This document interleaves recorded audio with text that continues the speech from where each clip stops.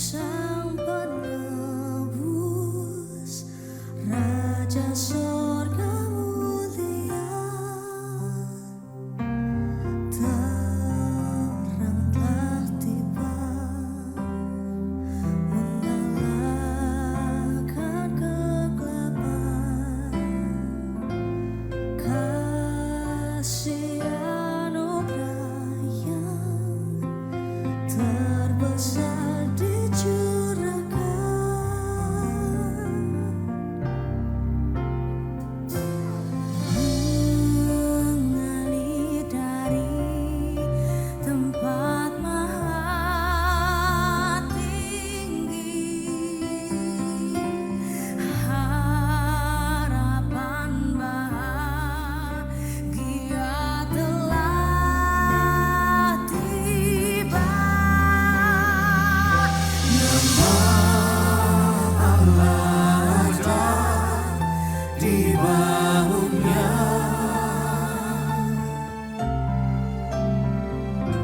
Yesus Kristus Juru Selamat dunia.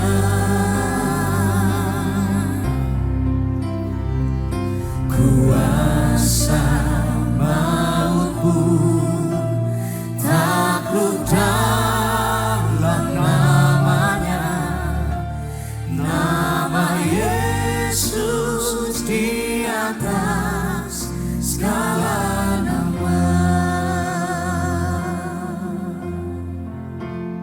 Pada mulanya adalah firman. Firman itu bersama-sama dengan Allah. Dan firman itu adalah Allah. Segala sesuatu dijadikan oleh Dia. Dialah Yesus Kristus.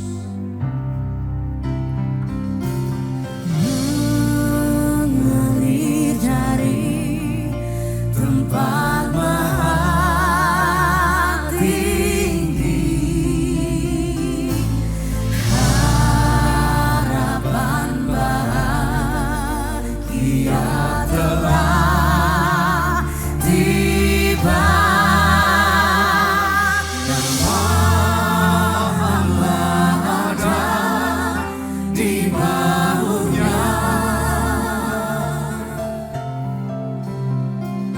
Yesus Kristus Juru Selamat dunia.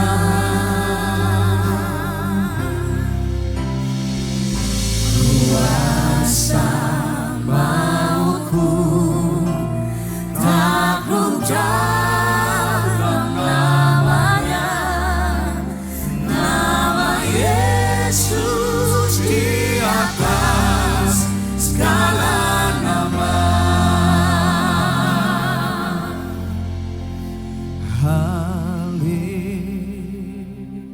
Haleluya,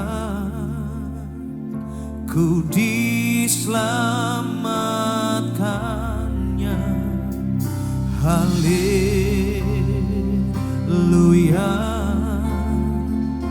ku dipulihkannya. Haleluya,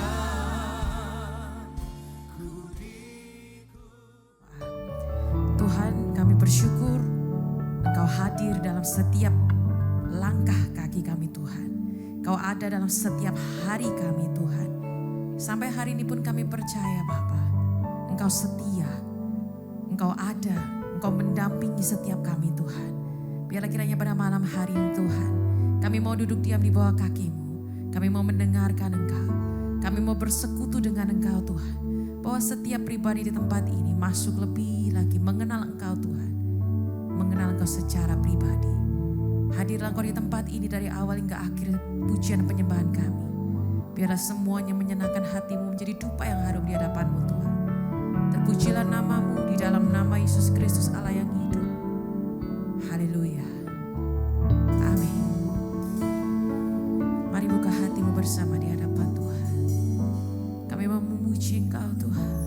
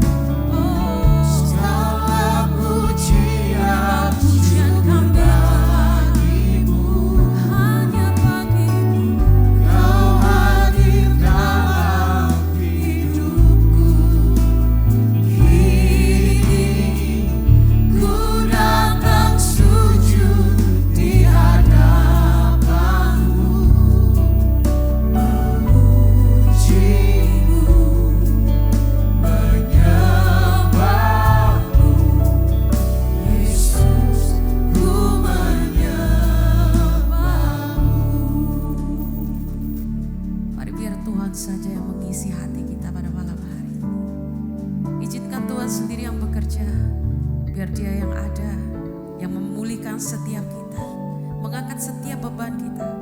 Mari pada malam hari ini, bukalah hatimu. Mari bekerjalah Engkau di tengah-tengah setiap kami Tuhan. I worship you Lord. Dengan segenap hatimu, katakan dari hatimu, kemuliaan-Mu Tuhan yang penuhi setiap kami Bapa. Haleluya. Yesus, kemuliaan-Mu penuhkan hatiku. Amin. Yesus, kemuliaan-Mu. Kau berkati setiap kami Tuhan. Berkati hidupku. Yesus, kemuliaan-Mu. Yesus, kemuliaan-Mu. Kau pulihkan hatiku. Amin. Yes Lord. Yesus, kemuliaan-Mu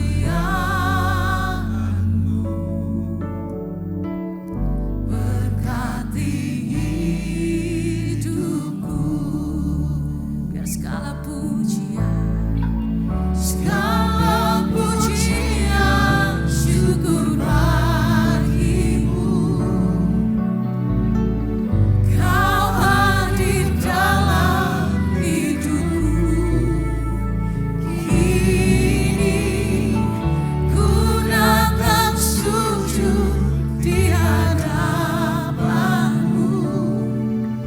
memuji-Mu, menyembah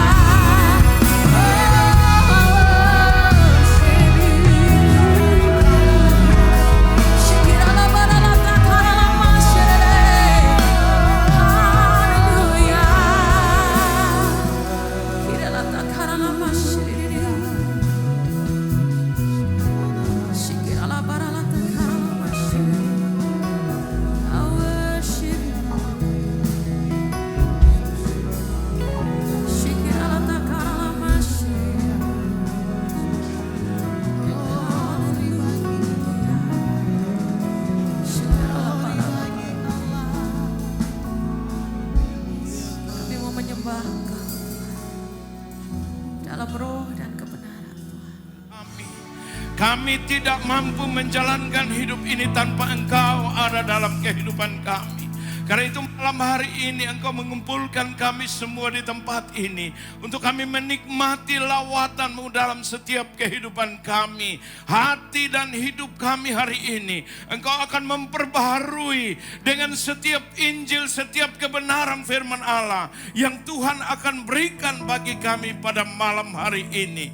Karena itu hamba berdoa supaya kekuatan Roh-Mu memenuhi setiap kehidupan kami. Jangan lewatkan setiap kebenaran firman Allah yang kami akan dengarkan malam hari ini. Karena itu kekuatan Roh yang dahsyat itu bekerja menguasai hati dan pikiran kami. Supaya ketika firman Allah kami dengar, Roh itu menerjemahkan supaya kami boleh mengerti apa yang menjadi maksud-Mu di dalam kehidupan kami. Supaya kami dapat menjalankan hidup sesuai dengan Injil kebenaran-Mu yang Engkau beri bagi kami dalam kehidupan kami. Kami datang dengan berbagai masalah, pergumulan, persoalan yang terjadi dalam kehidupan kami. Karena itu malam hari ini kami tahu ada jawaban yang pasti yang Tuhan beri bagi kehidupan kami. Supaya yang punya masalah, yang punya persoalan mendapat jawaban malam hari ini. Yang sakit akan disembuhkan malam hari ini. Apapun pergumulanmu malam ini, Tuhan akan menjadi jawaban yang pasti dalam kehidupanmu. Terima kasih banyak Bapa di surga atas kekuatan yang Engkau beri bagi kami. Kasih yang Engkau nyatakan bagi kami.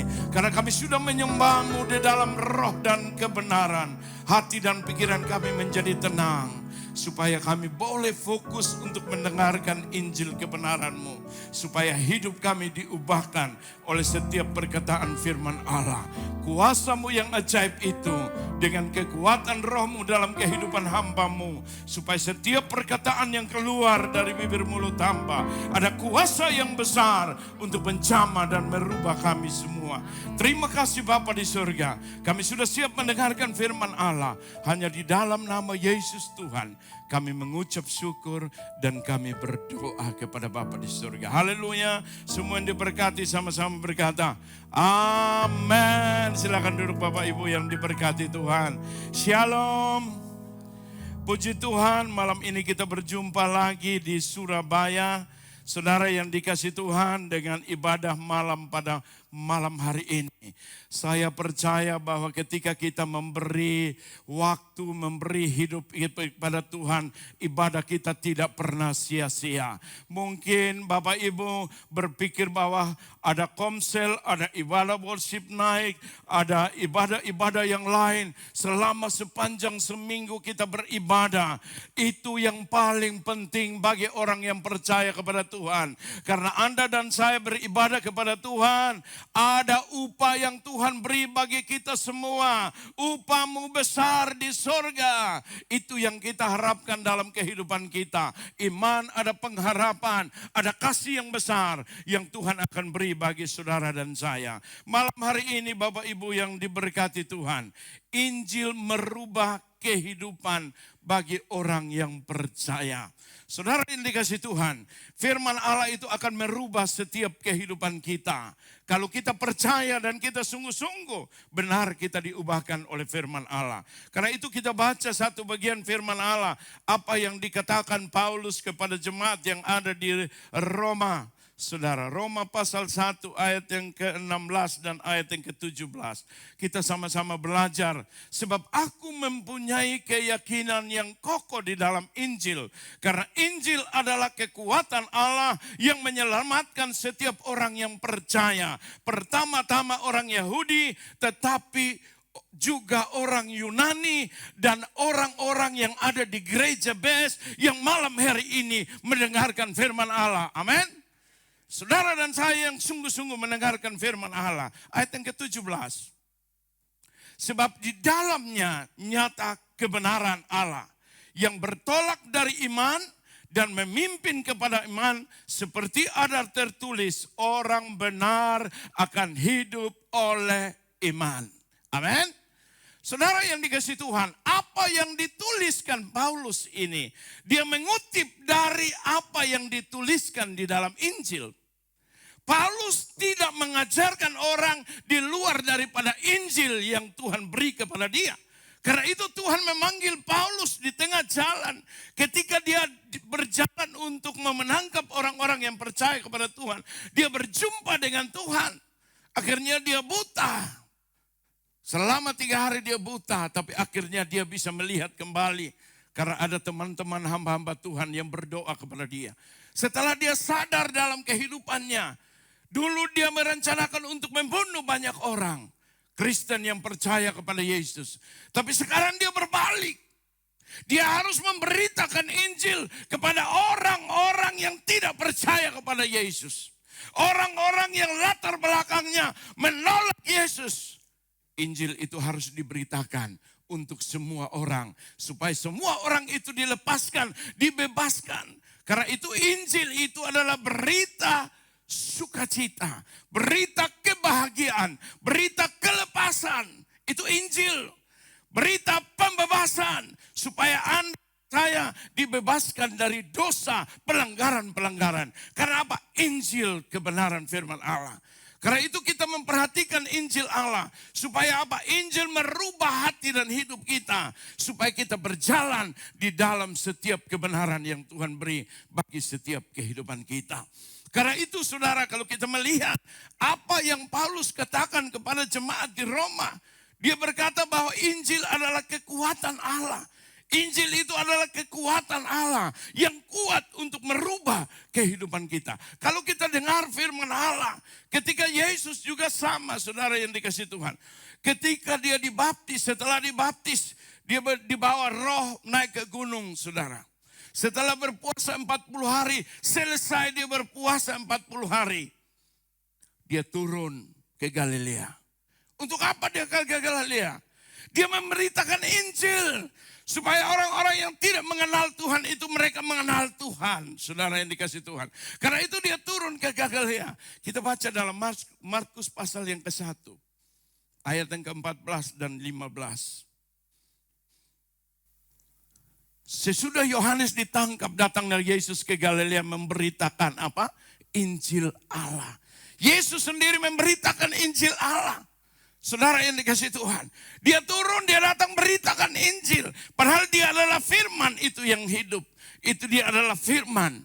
Sang firman yang datang memberitakan Injil. Makanya ada 4 Injil. Matius, Markus, Lukas, Yohanes. Ini yang kita harus pelajari dalam setiap kehidupan kita. Kenapa hari ini saya harus berbicara tentang Injil Bapak Ibu? Karena saya pertama bertobat. Pendeta itu berkata kepada saya, apa yang saya harus buat supaya saya bisa berubah hidup saya? Dia bilang begini Bapak Ibu, baca Injil, Matius, Markus, Lukas, Yohanes. Pelajari apa yang Yesus buat dan lakukan di dalam dunia ini. Dan ketika Anda pelajari, engkau punya pandangan, Yesus itu adalah Tuhan. Saya baca Injil saudara yang dikasih Tuhan. Matius, Markus, Lukas, Yohanes setiap hari saya baca. Saya merenungkan. Dan saya menjalankan di dalam setiap kehidupan kita. Akhirnya Injil itu membebaskan hidup saya. Dari dosa-dosa pelanggaran-pelanggaran yang saya buat dan saya lakukan dalam kehidupan ini. Akhirnya saya bertumbuh dalam hidup ini. Tapi tidak sampai di situ saudara yang dikasih Tuhan. Keraguan dalam kehidupan manusia itu pasti ada.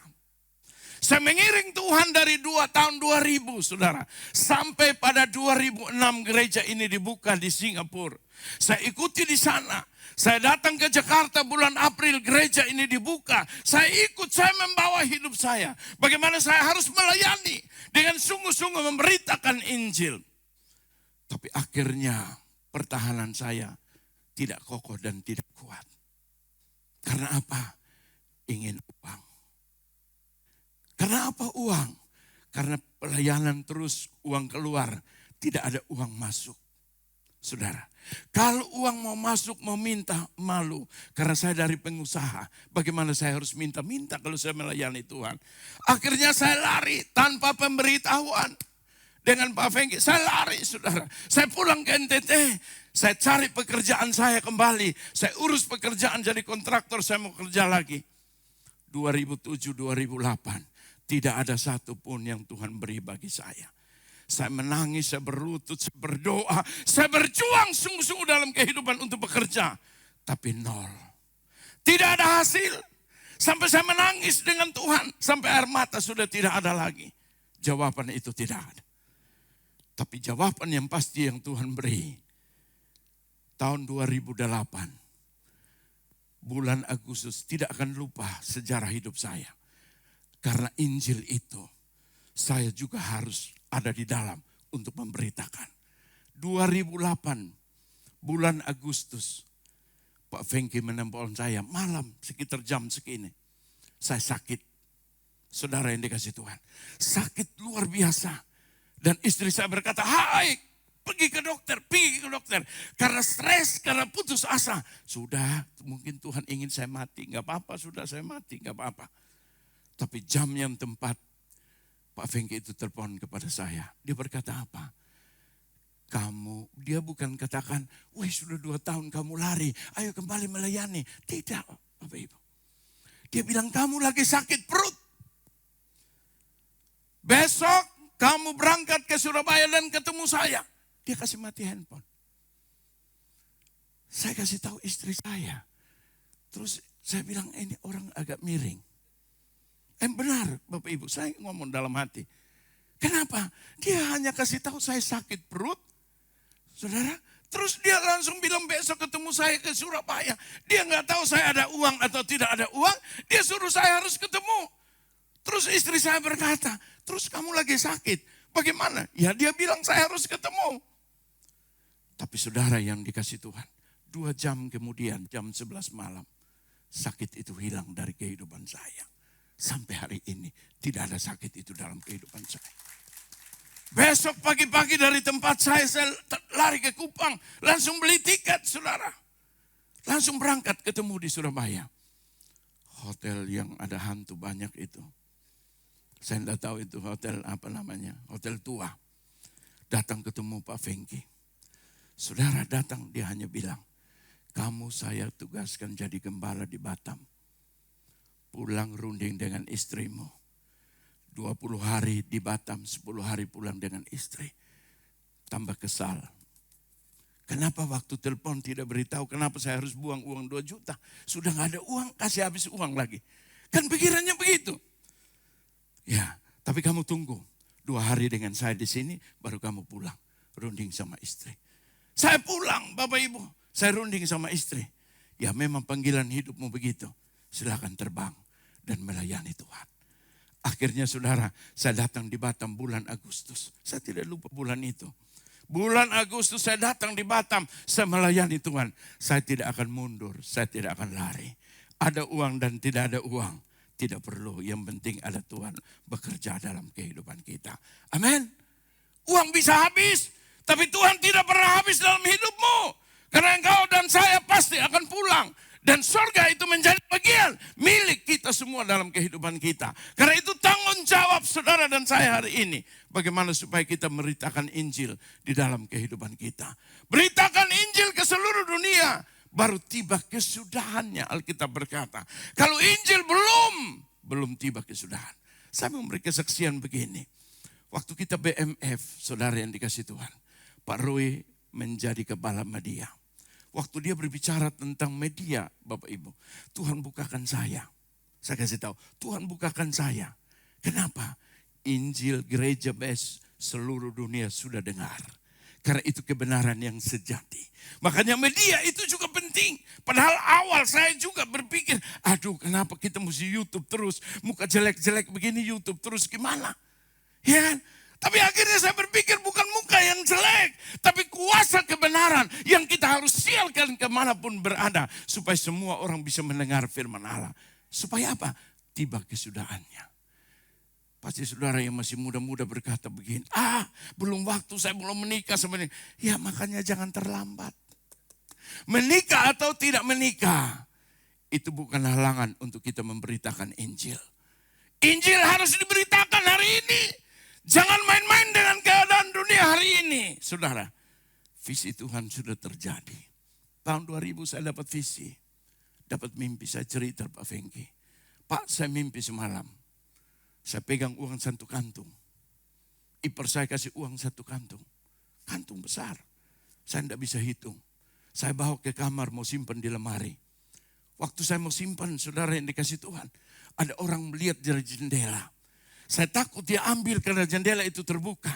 Saya mau bawa keluar. Dia bilang, jangan. Saya tidak butuh uang. Saya butuh beras. Hari ini terjadi di NTT beras sudah 16.000 per kilo. Saya sudah beritahu semua orang di desa, saya bilang. Saya sudah beritahu visi ini. Kalau kamu tidak beli beras, kamu akan susah, tidak ada makan.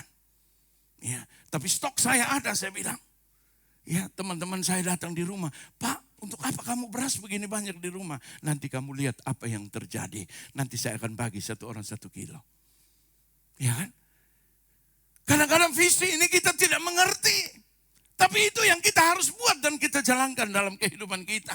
Karena itu Tuhan kasih kepada kita apa yang akan terjadi. Dan visi demi visi Tuhan beri bagi gereja ini. Supaya apa? Saudara yang dikasih Tuhan, kita jangan ketinggalan kereta. Tapi Tuhan sayang kepada Anda dan saya. Makanya dia beritahu supaya kita tetap waspada dan berjaga-jaga. Supaya kapanpun terjadi, saudara dan saya sudah memiliki surga yang kekal. Yang dijanjikan bagi kita. Amin. Karena itu Injil dikatakan kepada kita. Injil itu berita keselamatan yang diberi bagi saudara dan saya. Sebab aku mempunyai keyakinan yang kokoh. Yang kokoh artinya yang kuat. Tidak tergoncangkan oleh apapun.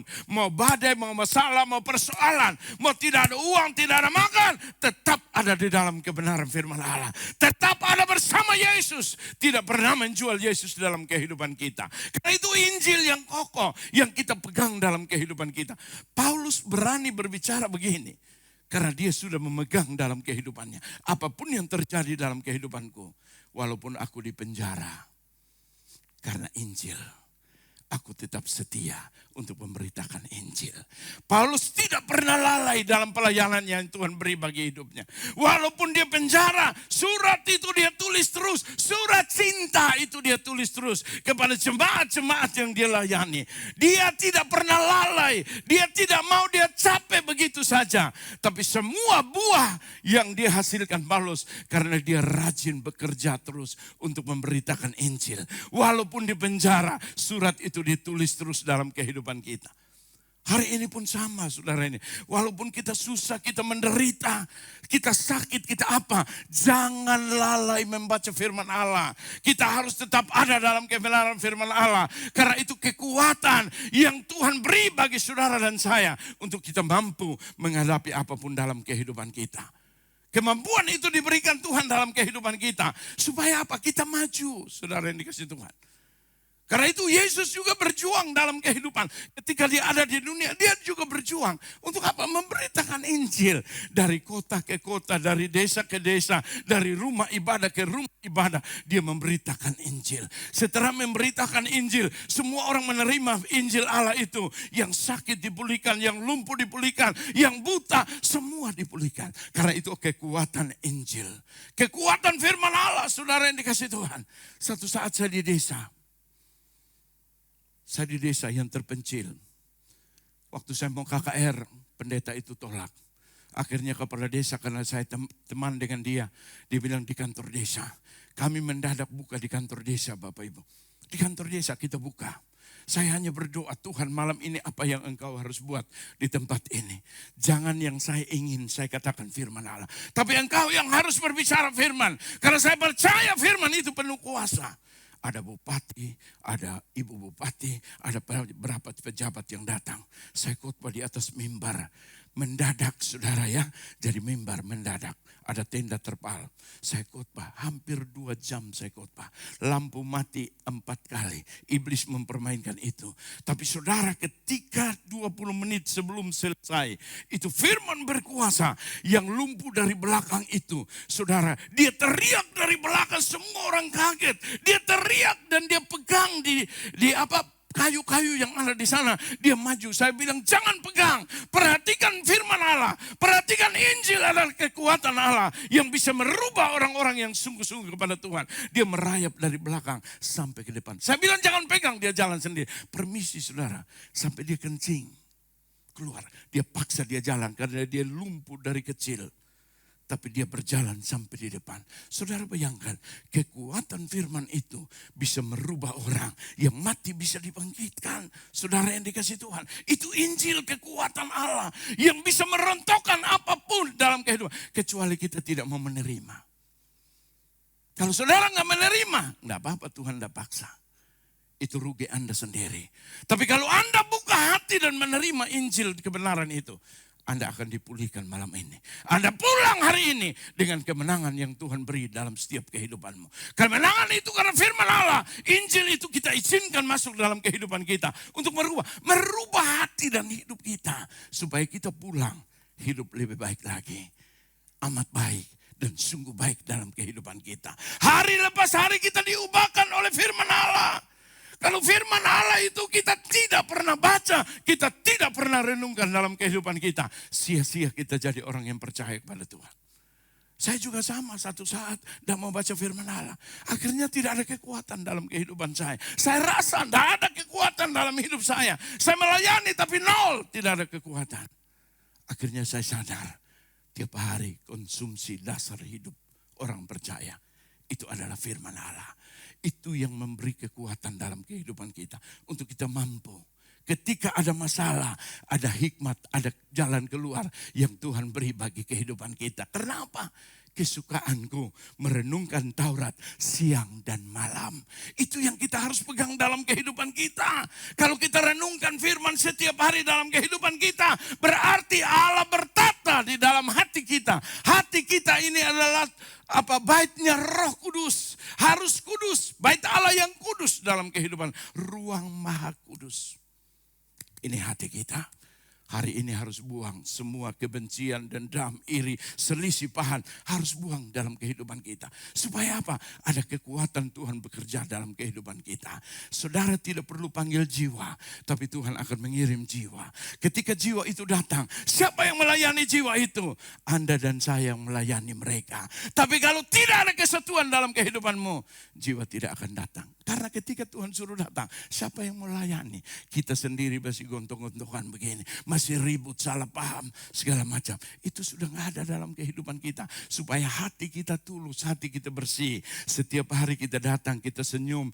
Kita melayani Tuhan dengan hati yang gembira. Jangan terpaksa melayani Tuhan Bapak Ibu. Kalau kita terpaksa, kita akan menyesal. Menyesal seumur hidup.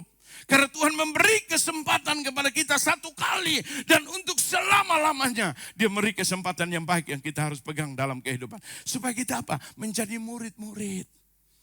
Jangan jadi jemaat. Bapak Ibu dan saya naik status. Jadi apa? Murid yang harus naik kelas.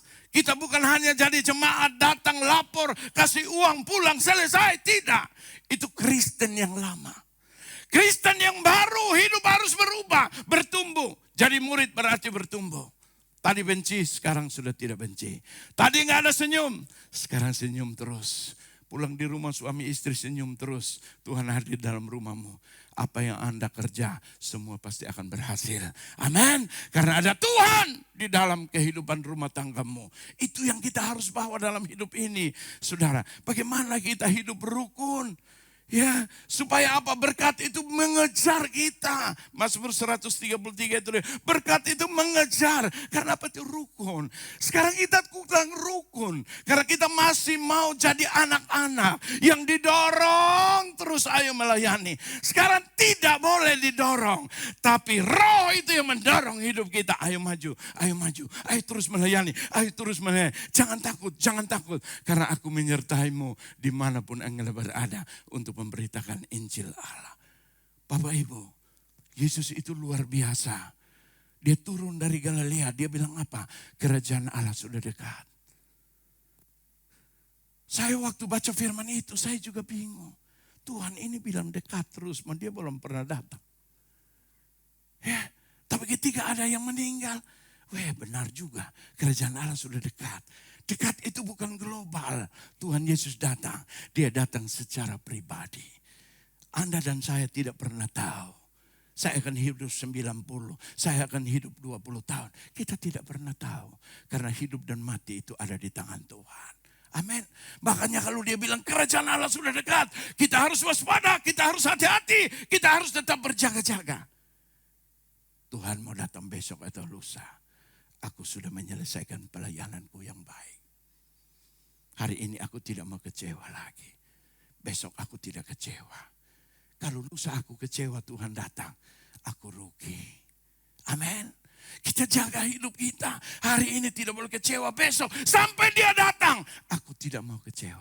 Tapi aku tetap mau lebih sungguh-sungguh lagi dalam hidup ini. Saya sering tangkap apa yang dikatakan Pak Fengki. Kalau kita makin dibebani, kita harus buat iblis itu stres.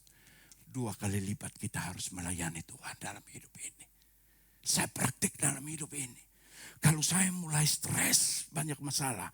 Saya ke desa, tidur di desa, melayani sungguh-sungguh di desa. Pulang saya fresh, semua masalah itu selesai. Kita harus tingkatkan, makin banyak masalah. Jangan stres, tapi terus tingkatkan hidupmu dalam pelayanan untuk Tuhan. Baca firman Allah yang kuat, melayani, memberitakan Injil yang kuat. Terus melayani dalam kehidupan. Yesus dia tertekan. Tapi dia berkata bahwa aku datang ke dunia untuk memberitakan Injil. Aku tidak boleh diam. Kemarin mereka usir di sana. Besok kita kembali lagi di sana untuk memberitakan Injil. Jangan pernah, dia berkata jangan pernah putus asa dalam hidup ini untuk melayani. Banyak orang menolakmu, tapi engkau harus dimotivasi dalam hidupmu. Untuk apa? Bisa melayani Tuhan dengan hati yang lebih sungguh-sungguh. Jangan takut kalau ketika orang menolak kita, saudara yang dikasih Tuhan. Orang menolak kita, kita makin kuat untuk melayani. Saya sudah berulang-ulang orang tolak saya dari desa ke desa. Tapi ketika dia tolak saya, kalau saya datang kembali di situ, mujizat lebih banyak terjadi di tempat itu. Kenapa? Karena itu Tuhan mau supaya negeri tempat itu orang-orang bisa bertobat dan hidup sungguh-sungguh kepada Tuhan. Kalau kita cerita sombong tentang mujizat, gereja ini banyak mujizat yang terjadi. Tapi kita tidak mau sombongkan dalam kehidupan kita. Karena itu bagian yang Tuhan sudah kepercayaan dalam. Kalau kita cerita dari tahun 2000 sampai hari ini Bapak Ibu. Itu mujizat di desa terlalu banyak terjadi. Yang lumpuh, yang tuli, yang buta, yang bisu. Yang bisu, saudara yang dikasih, yang tidak bisa berbicara, yang buta, yang tidak bisa berbicara. Orang Buddha datang pegang kita berdoa, saudara. Ini belum bertobat, berdoa. Yang buta melihat dia sendiri langsung bertobat. Yang Buddha itu pulang sampai di hotel, di luar jimat-jimatnya. Pak Fengki ini. Kenapa? Saya bertobat karena Tuhan itu ada. Tadi yang buta itu saya sendiri yang lihat. Ketika berdoa dia bisa melihat. Tapi kalau kita pamer-pamer, sekarang kita jadi orang yang paling sombong. Tidak. Tuhan segala-gala dalam kehidupan kita. Amin. Pekerjaan kita harus jalankan dalam hidup ini. Kita gereja ini ada visi, bukan ikut-ikutan. Ingat, gereja ini gereja pertentuan. Kita harus berjuang. Kita jangan main-main, jangan ikut maunya kita. Tapi kalau kita ikut visi yang Tuhan beri, supaya kita mampu, kita bisa menyelesaikan semua. Jangan komplain saudara di gereja ini. Ikuti apa yang sudah diberitahu. Supaya apa kita maju. Kalau saudara ribut terus, dan bagaimana ada jiwa yang banyak bisa datang. Kita sendiri tidak ada di dalam visi yang Tuhan beri. Kita harus ada di dalam visi itu. Supaya saudara maju imanmu. Dan saudara menjadi jemaat yang aktif, yang kreatif. Untuk bawa hidupmu untuk melayani. Apa yang ada padamu, pergunakan untuk kemuliaan dan kebesaran Tuhan dalam hidup ini. Amin. Ini yang paling penting saudara yang dikasih Tuhan. Jadi kita dimuridkan supaya 5 pilar gereja itu terjadi. Back to Jesus teaching, mega project karakter Kristus. Misi, memuridkan, diakonia. Apa yang kita harus buat? Gereja tidak ada uang. Tapi gereja jadi berkat bagi banyak orang. Banyak gereja banyak uang. Tapi untuk tidur tidak jadi berkat. Itu urusan pribadi. Tapi gereja best tidak ada uang. Tapi ada Tuhan yang terus bekerja di gereja ini. Sehingga dia bisa menjadi berkat bagi banyak orang. Amin. Ini yang kita harus tangkap dalam kehidupan kita. Banyak orang di luar sana yang sudah mendengar firman Allah lewat gereja. Bapak Ibu yang sering misi, sudah bersaksi, sudah memberitakan Injil. Itu buah yang kita sudah tanam. Itu hasil yang kita sudah bawa kepada Tuhan. Banyak orang bisa melihat dan mereka bertobat. Itu yang kita sudah jalankan dalam kehidupan kita. Supaya apa? Saudara dan saya mau apa? Maju terus, jangan pernah mundur dalam kehidupan kita. Satu kata yang Paulus katakan begini. Aku dipenjara karena Injil. Hari ini kita juga mesti berkata begini. Aku memenjarakan keinginan dagingku karena Injil. Paulus dipenjara karena Injil. Aku memenjarakan keinginan dagingku karena Injil. Keinginanku di belakang. Tapi Injil yang harus duluan aku jalankan dalam kehidupanku. Berjuang bersama-sama dalam kehidupan ini. Supaya ada kemenangan. Karena itu dia bilang Injil adalah kekuatan Allah. Supaya apa? Bisa menyelamatkan setiap orang yang percaya. Berarti keselamatan. Berita Injil itu adalah berita keselamatan. Keselamatan itu harus terjadi bagi orang-orang yang percaya. Selamat di bumi, selamat mendapat surga yang kekal. Yang Tuhan beri bagi hidup kita. Itu penting. Makanya kita harus terus berjuang dalam kehidupan ini. Supaya meraih keselamatan yang Tuhan beri bagi kita. Janji yang Tuhan beri bagi kita. Jangan kendor, jangan mundur. Tapi perkataan Gus Dur, maju pun dituntun. Apalagi mundur, sulit. Hari ini kita pegang itu untuk memotivasi hidup kita. Jangan selangkah kita mundur. Kalau kita mundur, kita terlambat kereta. Teman-teman sudah maju, kita masih di belakang. Hari ini masing-masing keselamatan itu milik pribadi masing-masing dengan Tuhan. Jangan lihat kiri, lihat kanan. Seringkali saya sudah bilang, semua orang dimanapun saya bilang, kita manusia kalah dari manusia. Manusia tidak pernah kalah dari firman Allah. Karena itu manusia dipengaruhi oleh manusia. Bukan manusia dipengaruhi oleh firman Allah. Kalau Anda dan saya dipengaruhi oleh firman Allah. Damai dan sukacita itu tetap dalam kehidupan kita. Teman yang pengaruhi kita tidak bisa bawa kita. Amin. Kita tetap kuat dalam kehidupan kita. Karena iblis ular itu menggoda Hawa.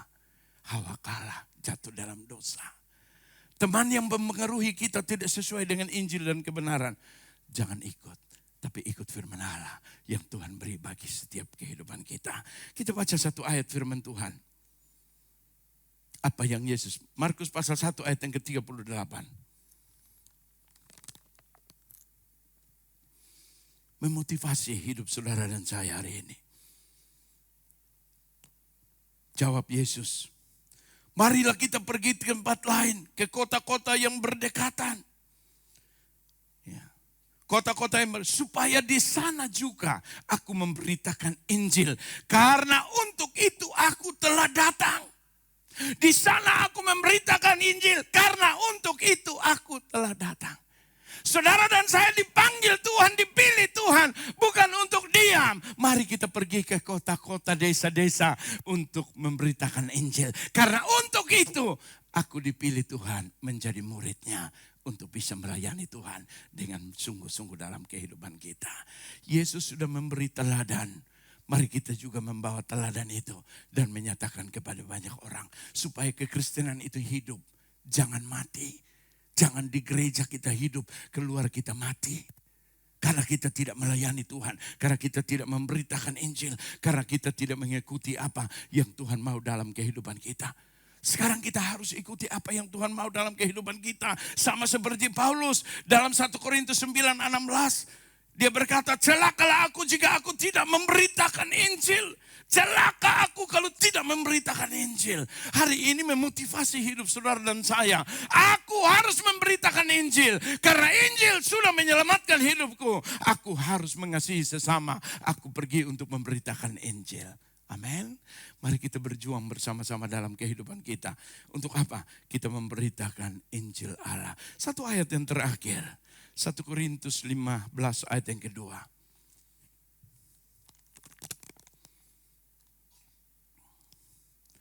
oleh Injil itu kamu diselamatkan. Perhatikan, asal kamu teguh berpegang padanya. Jangan lepas Injil, firman Allah itu dari kehidupanmu. Seperti yang telah kuberitakan kepadamu. Kecuali kalau kamu telah sia-sia menjadi percaya. Tidak mau percaya kepada firman Allah. Salah sendiri. Paulus mengingatkan kita semua. Oleh Injil itu kamu diselamatkan. Bukan oleh pendeta kamu diselamatkan. Oleh Injil, firman yang disampaikan itu. Kamu diselamatkan. Kamu percaya, kamu menerima, kamu mendapatkan keselamatan. Oleh Injil diberitakan, kamu dibebaskan dari dosa. Terlepas dari semua pikiran yang tidak baik. Buang semua. Masuk pikiran Tuhan dalam kehidupan kita. Kita pikirkan perkara-perkara yang ada di atas. Apa yang kita harus buat dan lakukan. Supaya menyenangkan hati Tuhan. Biasa kita buat supaya istri senang, suami senang. Sekarang kita buat Tuhan senang. Kalau Tuhan senang, suami senang, pasti istri senang. Pasti semua orang yang dekat dengan kita senang. Berjuang karena Injil yang akan memerdekakan kita. Karena Injil yang membawa keselamatan dalam kehidupan kita. Mari kita berdiri. Renungkan setiap firman yang Tuhan beri bagi kita malam hari ini. Karena hanya firman Allah yang bisa merubah hidup kita. Karena hanya Injil itu kekuatan Allah. Karena itu Paulus bilang, aku yakin punya keyakinan yang kokoh. Aku beritakan kepada orang-orang yang ada di Roma. Karena itu aku mendapatkan daripada Yesus. Karena Yesus jalan untuk memberitakan Injil sampai dia mati di atas kayu salib. Berita Injil itu disebarkan di seluruh Yerusalem.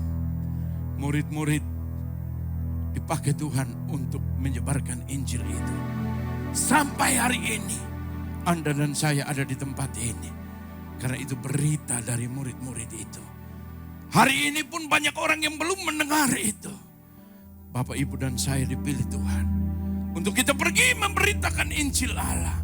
Supaya semua orang yang mendengar firman Allah dibebaskan, dilepaskan, dimerdekakan dari dosa. Supaya Injil dan firman itu bekerja dalam setiap kehidupan manusia. Supaya manusia sadar dan kembali kepada Tuhan dalam kehidupannya.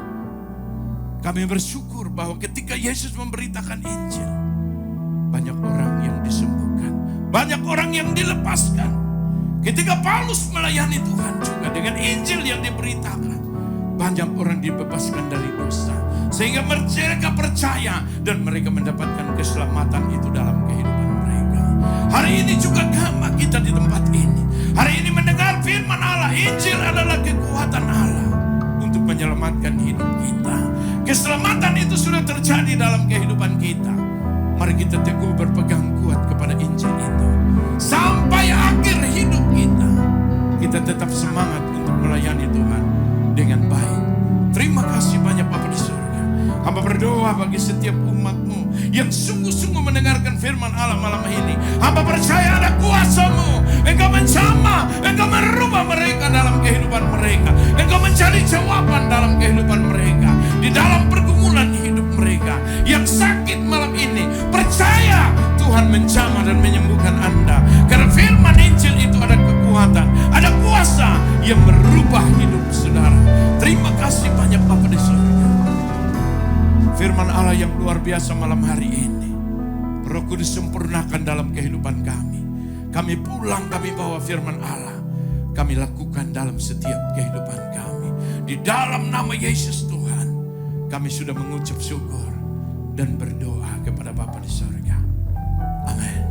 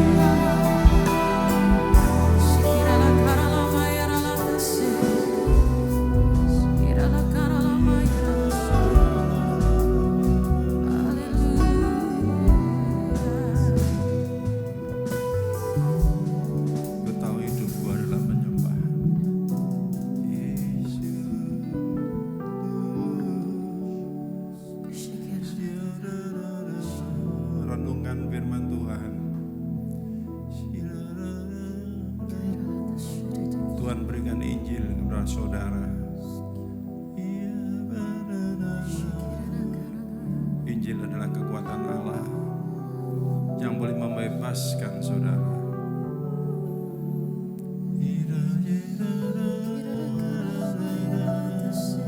Percayakan hidupmu kepada Tuhan.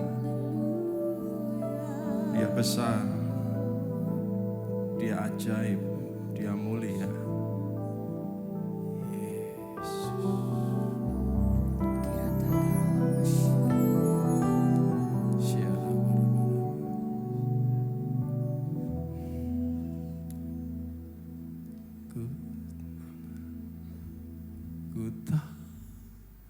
Hidupku Tuhan, terima kasih.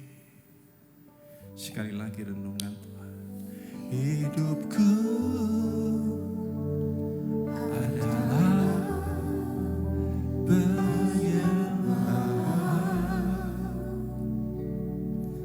Kau ciptakanku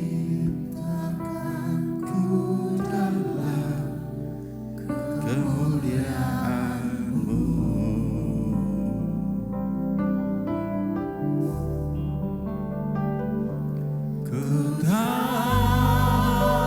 Hidupku berharga di mata-Mu,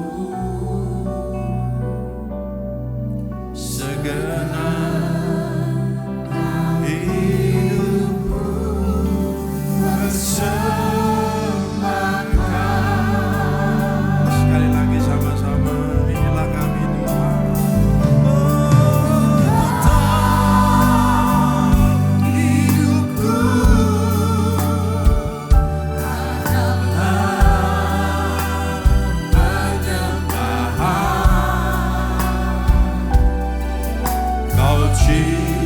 Ciptakanku dalam kemuliaan-Mu.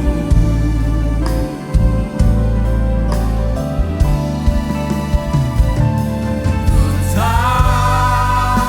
tahu hidupku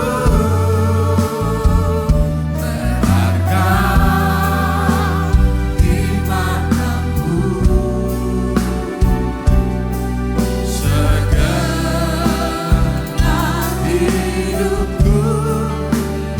hidupku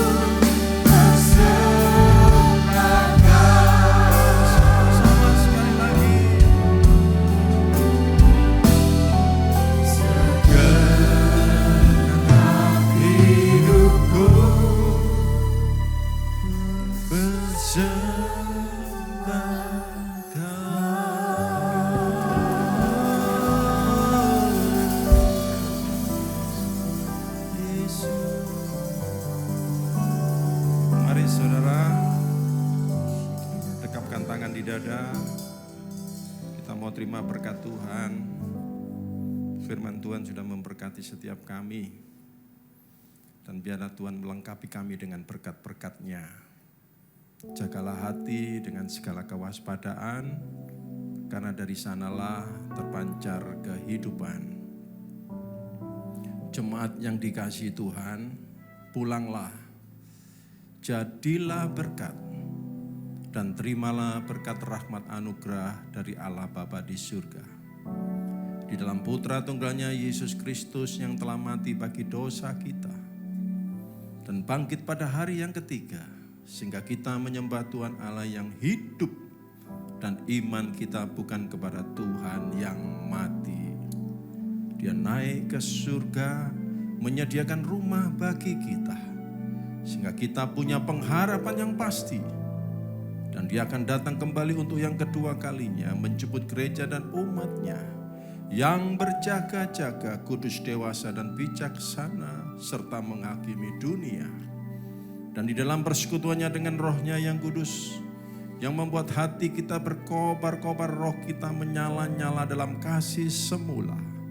Roh Kudus yang menghibur, menguatkan, memelihara, menginsafkan, menuntun dan memimpin kita kepada kebenaran dan kekudusan, serta menjadi saksi Kristus mulai hari ini sampai selama-lamanya. Sama-sama katakan amin, amin. Oh, praise the name of the Lord our God.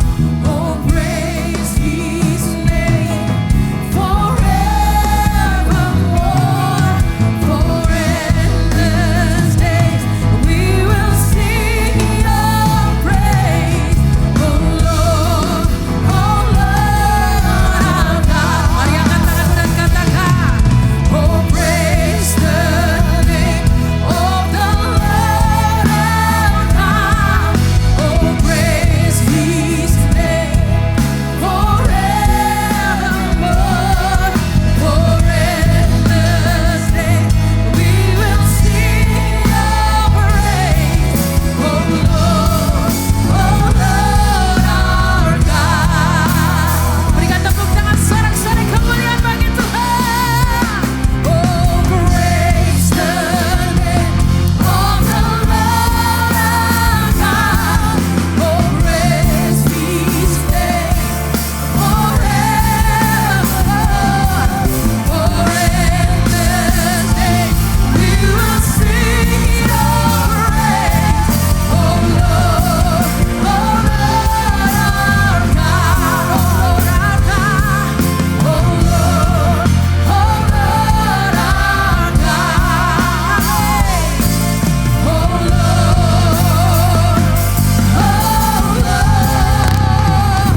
our God. Mari bersama-sama kita berdoa.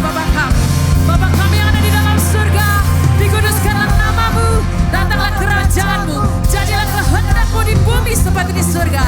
Berikanlah kami pada hari ini makanan kami yang secukupnya, dan ampunilah kami akan kesalahan kami, seperti kami juga mengampuni orang yang bersalah kepada kami.